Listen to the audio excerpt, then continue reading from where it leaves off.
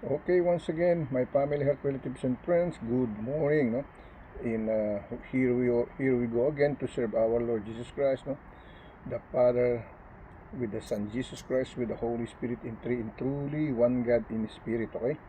So once again, please join me in our daily bread with devotion, healing prayer, with Jesus calling, with the promised blessing. The promised blessing is this: the world that I've been sitting right now is sleeping, eating, running, traveling, enjoy my life in the world, okay? In our universe, okay? Worldwide, nationwide, okay? So tayo po magsalo-salo, magsama-sama. Let's feed our Holy Ghost with the Holy Spirit of God as the temple of Lord God the Father and Jesus Christ, the Holy Spirit, no? As His church, as His temple, as the storehouse of His precious, glorious gospel word of God, okay? From the Holy Sacrament of Book of Bible, okay? It says on the Bible, not all the one who serve the Lord God is sincere, no? Uh, uh, it said it's a false prophet, no? Mali daw ang pagtuturo, no? Well, there is no perfect one, okay? There is no perfect one, but be careful. The Bible is not lying, no? Is not telling that this is true, that's not true, this is true, no? He tells everything, no? Whether you hurt yourself, no? God never hurt anyone, no? We are the one who hurt ourselves, okay? Tayong nagbibigay ng sakit ng kalooban para sa ating sarili. Why? Because we don't want to be teach, we don't want to be disciplined by the Lord God, no? He doesn't want to hear them, he doesn't want to follow them, he doesn't want to obey them. That's why we hurt ourselves, no? Because what he said on the Bible, he tells everything. He never lie, he never hide anything, no? He expressed everything that he wants to tell. Same as I did, no? Now if people said, oh, don't use God, don't this, then don't say that, no, you hurt God. Of course, we hurt God because God is the one who spoke to you, not by myself, but Him, no? Maybe you think, oh, that is your own opinion. Don't use God in your opinion, your self-opinion. You can say that easily, no? Because here I am, sincerely, no, to serve the Lord God, okay? Hold on, no? I'm gonna give something on my friend, okay? Okay, huminto tayo saglit kasi nakita ko po yung isa kong neighbor do sa kabila, no? So ilang beses ko na nakikita, nakaupo ko dito, nagsishare, hindi ko na maihinto kasi ayoko masira yung focus ko. But here I am, I saw her again on the other side, so I said I'm gonna pause for a while, and then I give my sharing from yesterday and the other day, and today here we go again, okay? So once again, no, please let's join me together, no, to serve our Lord God, Father of the Most High, with the Son Jesus, with His Son Jesus, with the Holy Spirit in truly one God, okay? The Holy, he said Trinity, but he said there is no Trinity, but of course, I watched the kids, no, he said, do you want to know who is the real God? He said, it's the Spirit, okay? I didn't watch very clearly everything, no, but I heard from the kid, he's saying, no, and send the message for all of us, no, as one of the child of God, as one of the children of God, no. He tells everything that I have to know also, okay? I know that, but it's nice that kid is the one who's telling for us, no, to remind us, no, to be saved, no, by our Father with the Son Jesus, with the Holy Spirit, no, to be in one spirit, okay? Same as us, no? So do repentance, ask forgiveness, surrender all your sins, be ready to receive the Holy Spirit of God together with our Holy Ghost, no? To be in one, no? In one spirit, okay? Kapag tumanggap tayo ng Holy Spirit, ng Espiritu Santo ng Diyos, tayo ay nababanal kasi why? Tinatanggap natin siya dito sa ating isip, sa ating kalooban, no? Para tumira, no, sa ating katawan bilang kanyang templo, simbahan o bodega ng kanyang mga dalisay at wagas na salita, okay? Yan po yan, okay? Yan po ang dapat mong gawin, okay? Sa ating kalooban, sa ating isipan, no? Sa ating puso, tanggapin natin siya. Magsisi tayo sa ating mga pagkakasala. Lahat ng ating kasalanan, no? tanggapin natin siya. Magpabasbas, hayaan natin ating sarili mabasbasan ng tubig, ng salita ng Diyos at ng Espiritu ng Diyos, no? Ang ating katawan, okay? Para tayo maging bagong tunay na anak ng Diyos, a new children of God, a new child of God, no? Kaya nga sinasabi bagong panganak, okay? Sa ikalawang pagkakataon, no? Sa pamamagitan ng Espiritu, ng tubig at ng salita ng Diyos, okay? Hindi na sa laman, hindi na sa dugo, no? Tayo ipanganganak, okay? Yun po ang kaibahan ng second baptism, to be born again as a truly child of God, a children of God, okay? Yan po ang sinasabi ng Biblia, okay? So kung yan isusundin natin, mas maganda, okay? Maliligtas tayo. Magkakaroon tayo ng chance na makapasok sa langit. Pero may condition pa po yan, okay? It says, no? Live like Him, walk with Him, take our cross and follow Him, okay? So hindi ko mo naging Christian na yun, no? Nabasbasa na tayo, nalinis na tayo, no? Kasi pag tumanggap tayo ng ikalawang kapanganak sa pamagitan ng Diyos ng Espiritu Santo at ng tubig na wagas, no? Na buhay, tayo ay bagong nilalang. Nagsimula ulit tayo sa pagkabata, ibig sabihin, okay? Bakit na aking nasabi nagsimula ulit tayo sa pagkabata? Kasi iiwasan mo yung mga gawain mong dating hindi magaganda, hindi mabuti, okay? Mauuwi ka na ulit sa panibagong buhay mo. Yun ang sinasabi, hindi na ikaw si ikaw, kung hindi ang Espiritu Santo niya ang pinamumuhay natin yan. You are not your own already. You are not your own Holy Ghost. You are not own Holy Soul or whatever you call for, no? You are under the Holy Spirit of God, because the Holy Spirit God is dwelleth in you to avoid, not to make sin, but because we are human being, no? Of course the temptation, the trials is gonna be attack us, no? The devil, no, is gonna be attack us at all times, no? Because the devil, he wants us to be with him, not from Christ, no? Gagawin lahat ni Satanas ang kanya magagawa para tayo mapalayo sa kanya, no? Bibigyan ka niya ng kapangyarihan sa kasakiman, sa anumang bagay, no, dito sa ibabaw ng lupa, no? Kasinungalingan, no, pagsasamantala sa kapwa, no? Yan ang ibibigay sa iyo, no? Kasakiman, no? Mga hypocrisy, no? Mga iba't ibang mga masasamang gawain, no? Evil ways, okay? The devil's way, okay? He will be always there. But if you have the Holy Spirit of God, you have nothing to worry about, okay? Because iisipin mo sarili, bago na akong panganak, eh. Under na ako sa Panginoon. Sinuo ko ng sarili ko sa Kanya. Iiwasan ko na yung mga dapat kong iwasan. Kung magkasala man ako, ihingi ko na agad ng kapataruan para mahugasan na uli, mabasbasan. Basta hanggang di ko binibitawan siya bilang ako'y kanyang bagong anak at ang kanyang espiritu nasa aking katawan, naninira sa aking kalooban, no? Ako'y kanyang anak, ako'y ligtas sa kanya, no? Ngayon, pag tayo sumakmal uli sa ating lumang buhay, no? Patay sindi, no? Babae, lalaki, no? Droga, alak, tataw sa katawan, no? Wala tayo sa kanya. Kasi sinasabi nga sa Biblia, don't put any dirt in your body, inside out, no? Don't put drugs, don't put too much liquor. I know God, He made wine, but it isn't said you have to be drunk, steal your Holy Spirit by the devil, no? And then you don't know what you're doing, you don't know how you go home, you don't know where did you go, no? Yan ang nangyayari sa pag nalalasing, and then you make trouble, you make disrespectful, etc., etc., no? Nakagawa tayo ng isang mga bagay na hindi natin gusto, tapos mahihiya tayo, and then after that hihingi ng sorry, and then uulitin. Yun ang isa ko sa pinaalala sa ating lahat, okay? Hindi daw masamang uminom, tama, no? Huwag daw sobra, tama, naniniwala ko dyan, no? But remember what is said on the Bible, small sin and big sin is the same thing, no? So uminom ka ng konti, uminom ka ng marami, pareho, kasalanan, no? Kasi sabi nga ng Diyos, kung maiwasan ang alak, iwasan, no? Huwag mong lagyan ng dumi yung katawan, okay? Pero yan ay kalakaran dito sa ibabaw ng lupa, no? Sosyalan ang tawag dyan, sosyalan, okay? Socialism yung tawag dyan, no? Alak, droga, sigarilyo, no? Yan ang mga lason sa katawan, okay? Alright, so here I am, no? If you think what I said, I'm trying to be perfect for myself, no, you're wrong, no? I'm not here to hurt you, I'm not here to guide you, to remind you what God is trying to message you, no? I'm not here because for myself, I'm here because of the Holy Spirit of God, no? To remind you, to guide you, to teach what He wants to teach me, okay?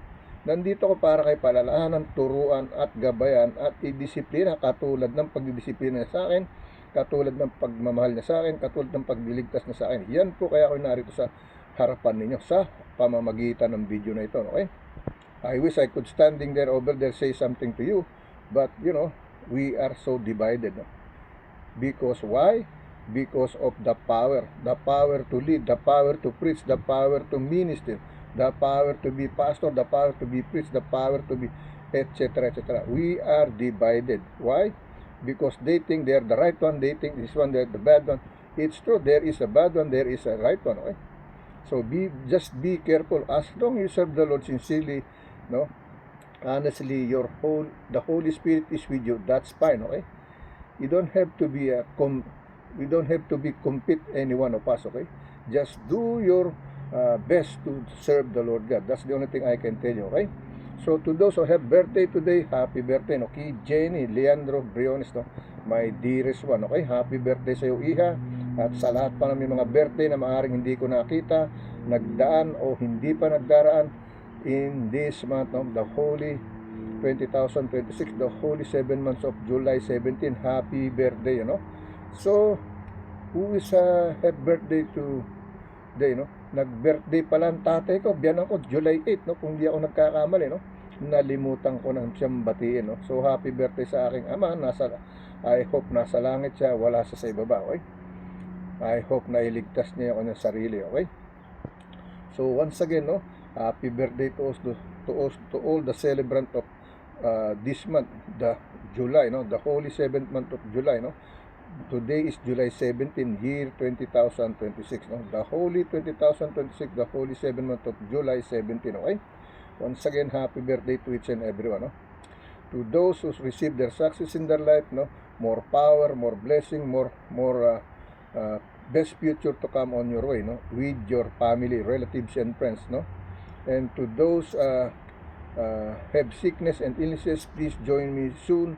I will be pray for you, no? Together, no? And to those who slept with their loved ones, no? Stand still, steadfast, no? Be brave, no? Be brave to face the true reality of life, no? Because when they're gone, there's nothing you can do. You cannot bring it back, no? All you have to do until he has breath or he's still alive, pray for him, no? Don't hate them, no? Huwag niyong itapon ang ating kasama dahil may kapansanan na hindi na napakinabangan, no? Sisisihin lahat ganito, no? No, ngayon kasi matigas, wala na, hindi na. Sisihin mo pa yan, ano man gawin mo, magiging kasalanan lang yan sa mata ng Diyos. Mula sa iyong bibig, sa iyong mga sinasalita, sa iyong kalooban. Kasalanan sa Diyos yan, no? Hindi mo dapat sisihin ang isang tao sa kanyang mga pagkakamali kung hindi pinaalalahanan, ipinagdarasal pa kung kinakailangan. Ganun po yan, okay? Hindi, kasi natigas ang ulo, ganun. Hindi, no? Nung yan ay malakas, napakinabangan nyo, wala kayo nasabing matigas na ulo. Gumagabay sa inyo, siyang humagahanap buhay para sa inyo. Ngayon, nandyan na siya sa ganyang bagay, maaring matigas nga niya kanyang ulo, pero hindi sinabi ng Diyos na siya'y maliitin mo, pagalitan mo, huwag mong alagaan. Kung aalagaan mo, sisigawan mo, wag na, no? Kasi kasalanan sa Diyos yan, no? Hindi masamang magsalita, hindi masamang magsabi, pero tandaan mo, no? Ang pagalitang isang may karamdaman ay isang malaking kasalanan sa Diyos, okay? Yan po ang katotohanan. So, sa lahat ng may mga karamdaman, let us pray all together, no? To those who bless their body and soul with the Holy Spirit, no? Be with me to pray for you, okay? Lord God, once again, here I am again, Lord God, no? To pray for you, to call your name, to praise for your name, Lord God, no? In your holy, mighty name, Father of the Most High, and you as a Son Jesus, with the Holy Spirit in truly one God, Lord God. Lord, may you guide us, protect us, make us safe, healthy, strong with our love. Lord, if my word is being repeated every day, because this is the service for you, this is a routine to say it, the word in every time, every day, to remind them, no? To guide them, to teach them the way you teach me, the way you save me, the way you guide me, Lord God, to be as one of your children. He said, do repentance, ask forgiveness, surrender all your sins, be ready to receive your Holy Spirit together with our Holy Ghost, to be in one, in my body, in my mind, in my heart, with my Holy Ghost, with your Holy Spirit, to be in one, as one of your child, one of your children, Lord God. And then you said, walk with him, live like him, take my cross and follow him. Follow you, Lord God. Where? In the right path, in the right destiny, in the way, the truth, and the life, in going to into the kingdom of heaven, Lord God, in your Father's house, with you as a Son Jesus, our Savior, to guide us in our salvation, Lord God. In your holy, mighty name, Jesus, amen. Amen. Lord, healing prayer for all of us, Lord. Healing prayer for all of us. To those who have sickness and illnesses, Lord God, may you touch their heart and soul and body with their Holy Ghost as your temple, Lord God, as your church, Lord God. To you, there's nothing too hard for you, Lord God. To you, there's nothing impossible to you, Lord God. When you do the Lord's God, the Father, and the Son, and the Holy Spirit to be in truly one God, to heal our body and soul, most especially to save our Holy Spirit, to be in you as a truly child of yours, to be there in your kingdom, paradise in heaven. In Jesus' name that we always call and pray, amen. Lord, comfort all in the middle of war, in the victim of wars, most especially tornado, fire, flood, earthquake, typhoon, etc., etc. Lord, may you please always guide us, protect us, make us safe, healthy, strong with all our loved ones. Grant us all our best wishes from the successful of all goodness against to this evilness, evil power, Lord, evil behavior, pride, hypocrisy, greediness, Lord God. Take away this all of us. Cleanse us our Holy Ghost with your Holy Spirit. Be dwelleth in my body and my soul, as your temple, as your church, as the storehouse of your precious, glorious word of God, from the holy sacrament of book of Bible of God.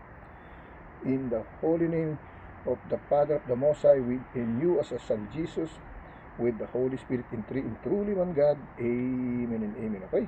So, iingat po kayong lahat. Okay? Now, let's go to our first scripture chapter sa ating daily bread. No? Ang ating pong daily bread ay Galatia, no? Chapter 2, verse 17 to 21 ang ating babasahin. No? And then, Galatians chapter 6, verse 14 to 18 ang ating babasahin dyan. Okay? Yan po iisang ating scripture for today. No? But 2 chapter. Okay? So, let me read to you the message for today sa ating July 17, okay? The Holy 7 month of July 17, year 2026, no? Naalala ko, no? Nag-birthday pala ang tatay, no? Sa akin biyan, no? Apolonio Luistro, no?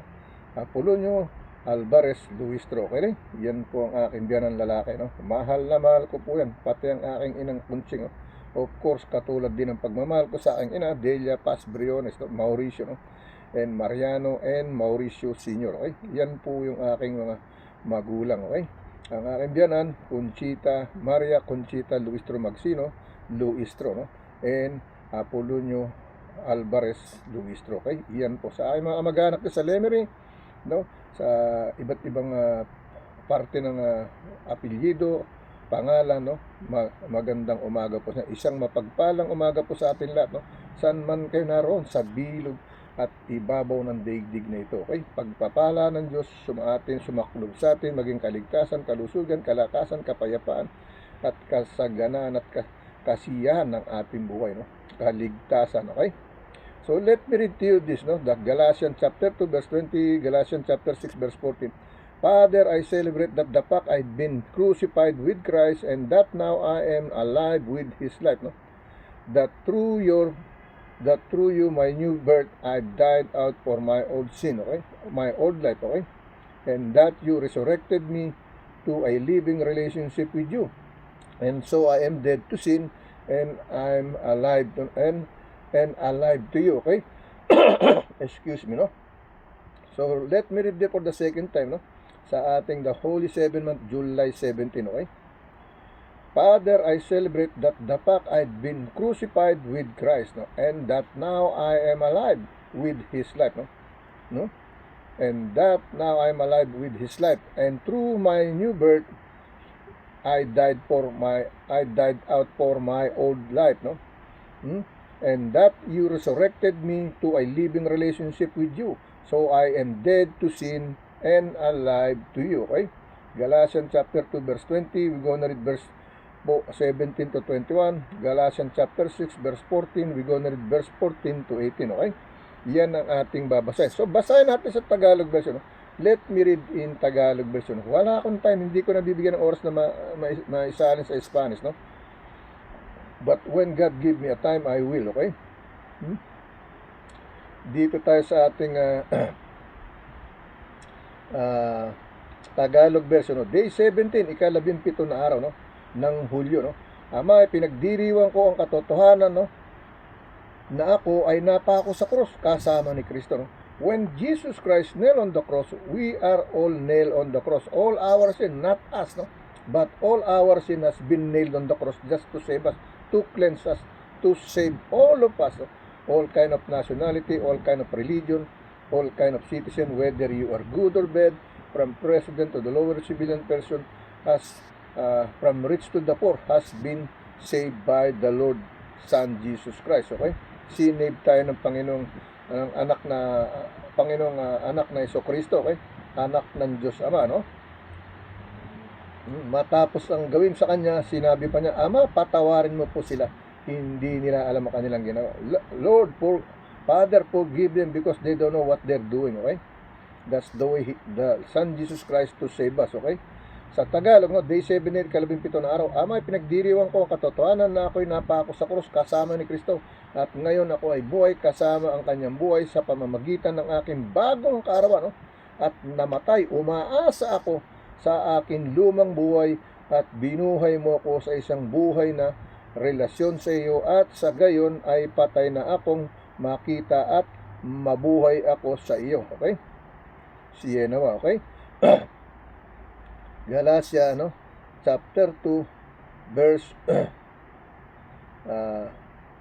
20, no? And Galatia chapter 6 verse 14, okay? No? Yan sa Tagalog, okay? Now let me read, no? Galatians chapter 2 verse 20, verse 17, ano, no? Galatians chapter 2 verse 17 to 21, no? But if while, no, we seek to be justified by Christ, no, we ourselves also are found sinner, is therefore Christ the minister of sin? God forbid. Okay, verse 18, no? For I build against the things which I destroy, no? I make myself a transgressor, no?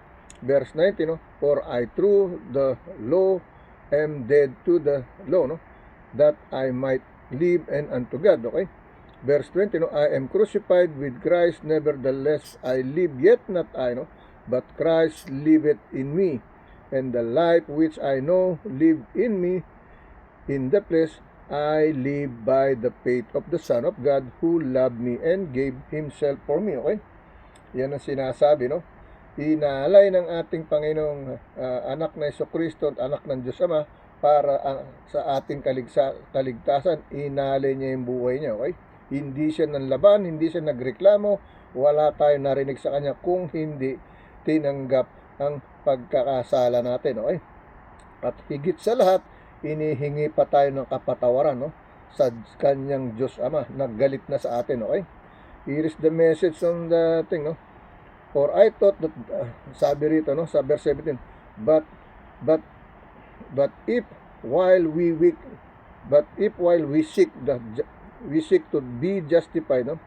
But if, no, while we seek to be justified by Christ, we ourselves are also found sinner, is therefore Christ the minister of sin? God forbid, no? Verse 18, no? For if I build again the things which I destroy, I make myself a transgressor, okay?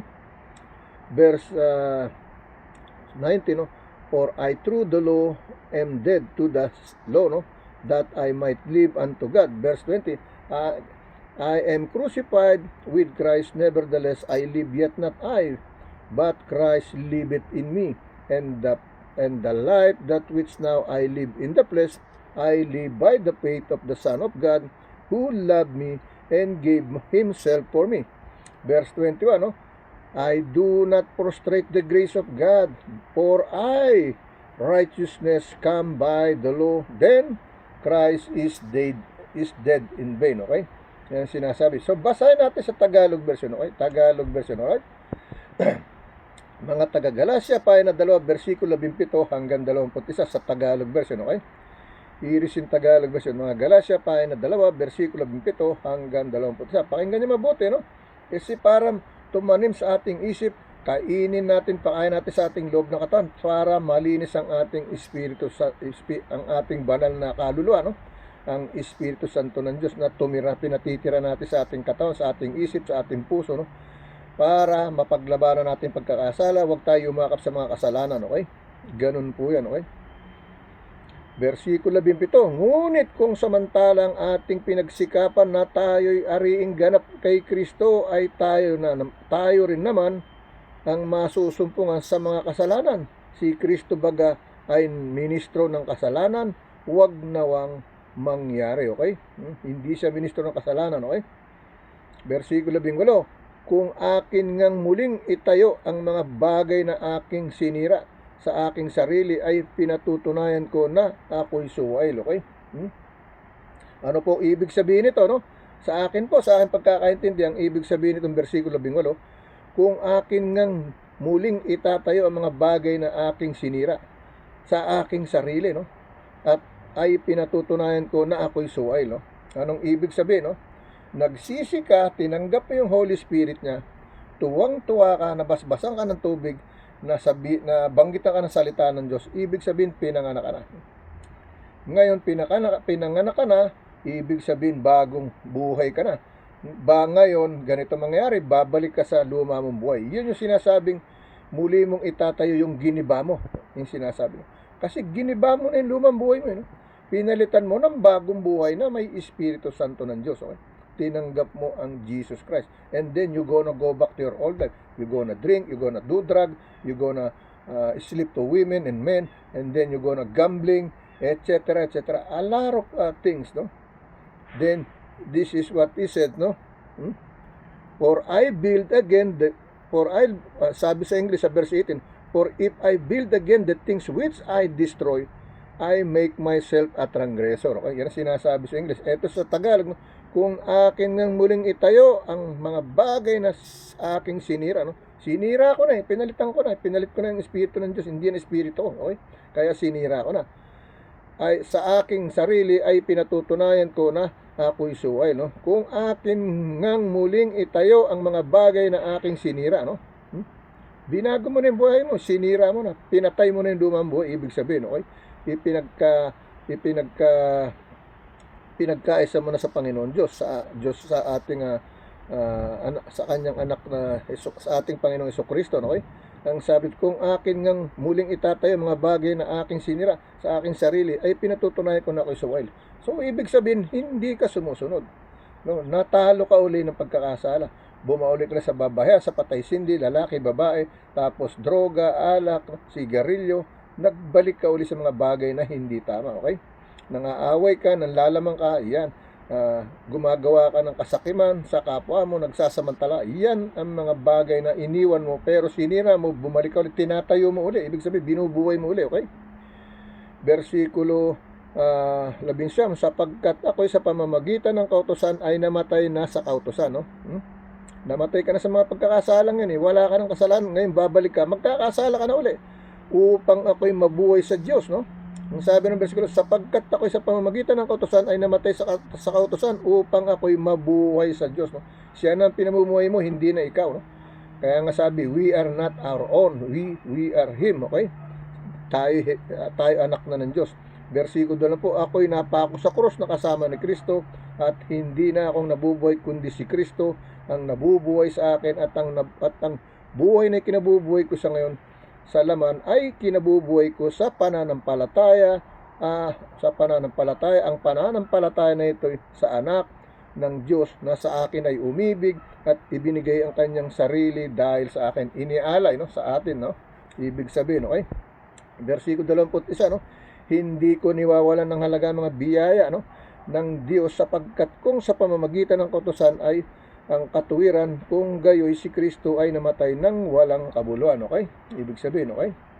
Yan, no? Now, let's go to read in Spanish before we go to our second video, no? And maybe we can still read the other one, okay? Okay, let me continue to read in Spanish, no? Sa ating Galatas, Kapitulo 2, versikulo 17 hanggang 21.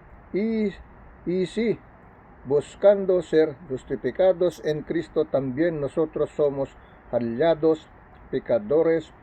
Es por eso Cristo ministro di pecado en ninguna manera. Excuse me, versículo 18, ¿no? Porque si las cosas que destruye las mismas vuelvo y edificar transgresor mi hago, ¿no? Versículo 19, ¿no? Porque yo por la ley soy muerto para la ley, en fin de vivir para Dios, ¿no? Versículo 20, ¿no? Con Cristo estoy juntamente crucificado y ya no vivo yo, mas vive Cristo en mí, y lo que ahora vivo en la carne, lo vivo en la fe del Hijo de Dios, ¿no? El cual me amó y se entregó a sí mismo por mí. Versículo 21, no desecho la gracia de Dios, pues sí, ¿no? Por la ley, pues la justicia entonces por Dimas murió Cristo, okay? Let me try to read the other one, okay? Okay, let me continue to read the Galatians chapter 6, verse 14 to 18, no?